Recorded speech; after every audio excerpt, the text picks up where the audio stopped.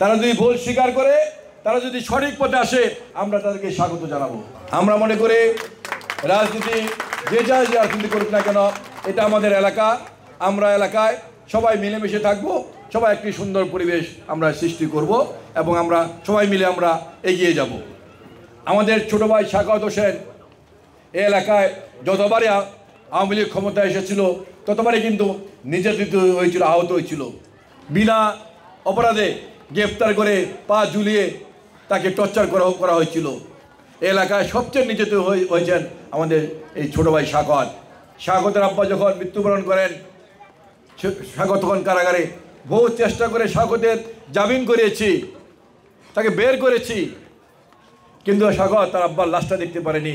শাখাওয়াত আসার আগেই শাখাওয়াতের আব্বার লাশ দাফন করা হয়ে গেছে। কারণ পরিবার ভেবেছিল বেরোতে পারবে কি না আল্লাহ জানেন, এই জন্য লাশ কতক্ষণ রাখবে, লাশ দাফন করে ফেলেছে।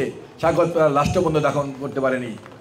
এমনিভাবে এই এলাকায় যারা বিএনপি করেছেন, ছাত্রদল করেছেন, যুবদল করেছেন, সবাইকে আওয়ামী লীগের নেতৃবৃন্দ টর্চার করেছে, নির্যাতন করেছে। শুধু তাদেরকে নয়, তার পরিবারকেও নির্যাতন করেছে, টর্চার করেছে। আজকে শেখ হাসিনার পতন হয়েছে 1 বছর 3 মাস।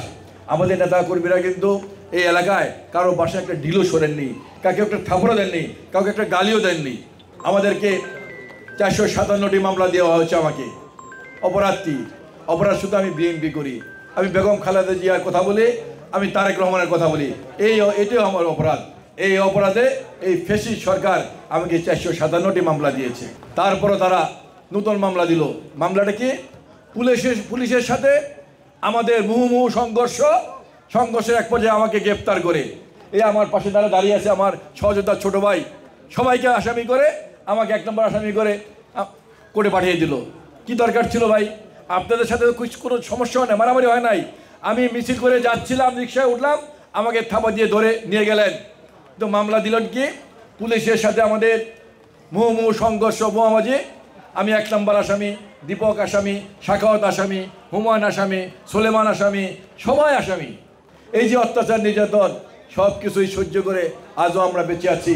তার একটিমাত্র কারণ আমাদেরকে, আমরা বিএনপি করি, আমরা বেগম খালেদা জিয়ার রাজনীতি করি, আমরা তারেক রহমানের রাজনীতি করি। কিন্তু এই ফ্যাসিস্ট পতনের পরে শুধু বিজেপি কোয়ার্টার নয়, এই তেজগাঁ শিল্প এলাকায় বিএনপির কোনো ভাইরা, কোনো বন্ধুরা, কোনো আওয়ামী লীগের নেতার বাড়িতে একটি ঢিলও মারেনি, কারো বাড়ি দখলও করেনি, কেউকে একটি থাপড়ও দেয়নি। আমরা পরিষ্কার ভাষা বলেছি, যার রাজনীতি শেষে করবে, এলাকার পরিবেশ সুন্দর রাখতে হবে।